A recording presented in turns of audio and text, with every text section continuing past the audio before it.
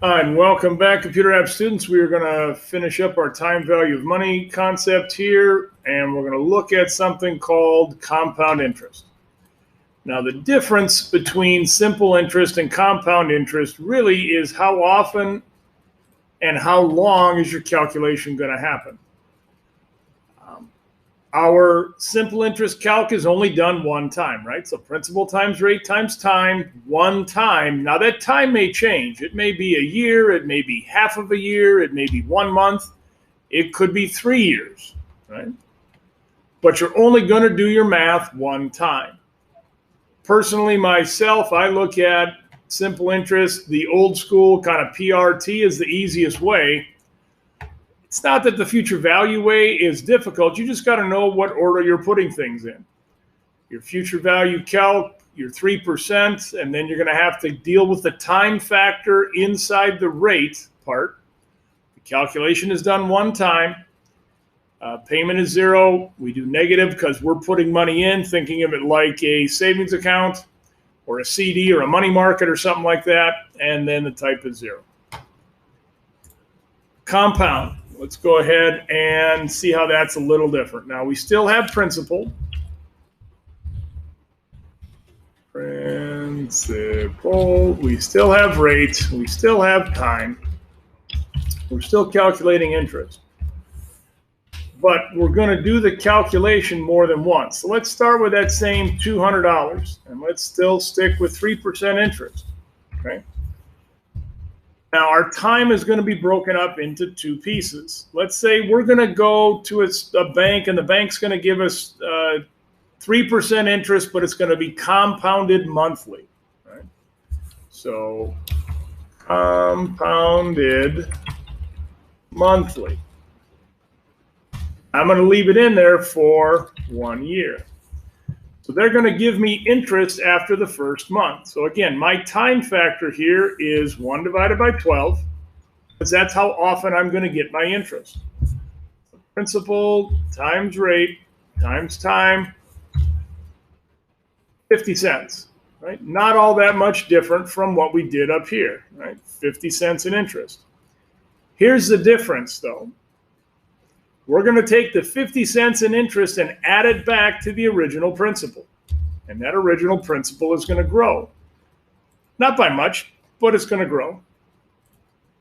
The second month, we still have 3% interest. We're still getting that interest every month, but the principal got just a little bit bigger.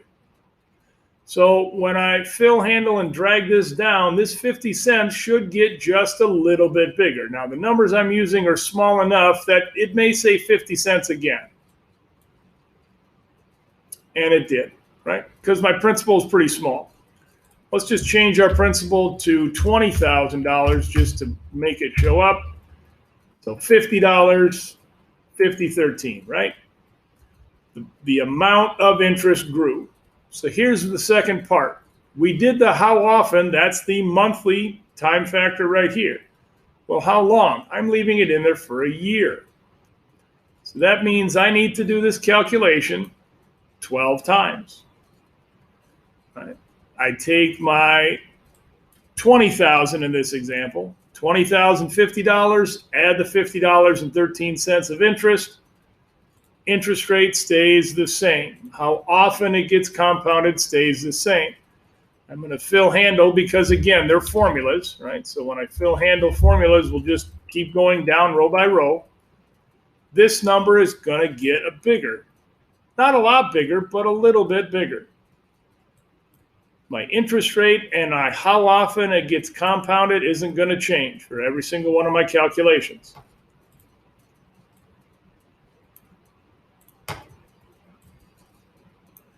But each time interest is calculated, the principal got a little bigger, so the interest that time got a little bigger. When it's all said and done, I get $20,608.32, right? Versus simple interest, which would be 20,000 times 3% for 1 year, PRT. Right, $600 in interest. I'm getting $8.32 worth of interest more, or $8.32 more than I would if I did simple, right? Because of the compounding factor. When we looked at it and did it as a $200 number, it wasn't going to be a ton difference, right?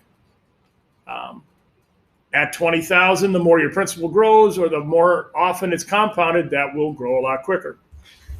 Back to the future value way of calculating this. Equals future value. Again, interest rate. 3%. How often is it getting calculated? How often calculated? 12 times.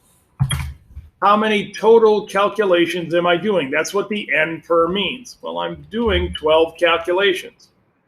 Right? Up here, I was only doing these calculations one time. That's why my future value N per was 1. Right? One time we were doing the calculation. Here we're doing the calculation 12 times. And we're doing it monthly. So equals future value, 3%, divided by 12 because we're doing it monthly. How many total calculations? We're doing 12. Payment is 0. We're going to match up this $20,000 number. That's how much money I deposited. Now, again, the answer in the future value calculation should be $20,608.32. And it matches up. Personally, I like using the future value calc in the compound interest. I like doing the old school PRT when I do simple interest.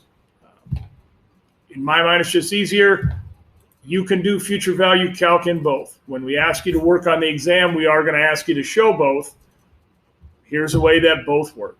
So, difference between simple interest and compound interest.